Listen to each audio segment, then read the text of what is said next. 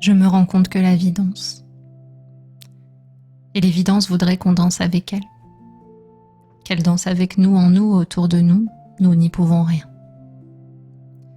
Nous expérimentons les affres de la limite quand nous voulons prétendre diriger son mouvement, orienter sa danse, mais surtout prétendre la comprendre. Cela nous libère d'accepter de ne pas savoir. Cela nous libère aussi de ne pas tout vivre depuis le jeu. Si jeu est concerné par tout ce qui se produit, jeu est pris entre deux vents. Un vent doux lorsque la danse est fluide, un vent qui broie quand la vie se propose sous un visage inattendu. La vie est un flux d'expériences.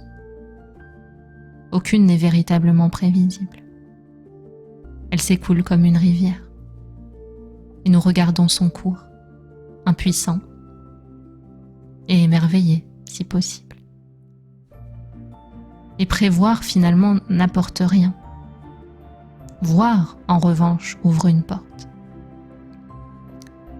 Une porte vers la réalisation que nous pouvons tout être, sans rien en déplorer. Nous pouvons être la limite qui fige, qui croit savoir, qui a soif de comprendre et de se prémunir de la souffrance à tout prix. Et puis cette limite cohabite, quoi qu'il arrive, cohabite et danse en nous, avec l'illimité.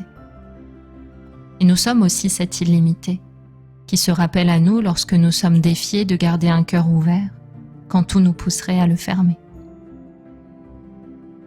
Si on se pose un instant, observons ce qui se produit réellement. Réellement ? Non. Au sein du rêve, au sein de la danse. L'illimité se déploie à chaque instant. Il n'y a ni passé ni futur, il y a le présent, qui de maintenant en maintenant se déploie sur le toit des mondes. Cette illimité est ce qui nous fait, ce qui nous traverse, ce qui nous donne vie. Le toucher, la vue, l'ouïe, le goût, l'odorat, le corps, la parole, l'esprit, nos instincts profonds, tout cela nous permet de recevoir en notre cœur l'illimité avec toutes ses danses et ses couleurs. L'illimité n'est pas créé, il est.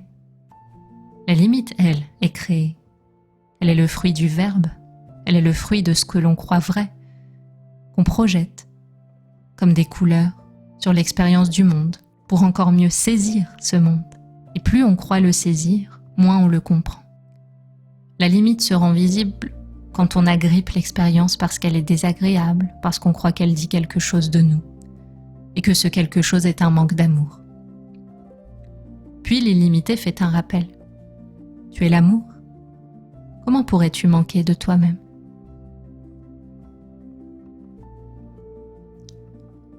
Nous n'avons pas à comprendre la vie car nous sommes compris en elle.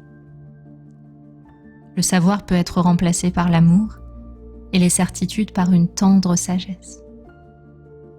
Évoluer, c'est rendre au vide les certitudes d'hier, pour s'ouvrir à l'évidence de l'instant et à son absence d'histoire. C'est du moins ce que ce cœur souhaite à tous les autres cœurs en quête d'une liberté ultime.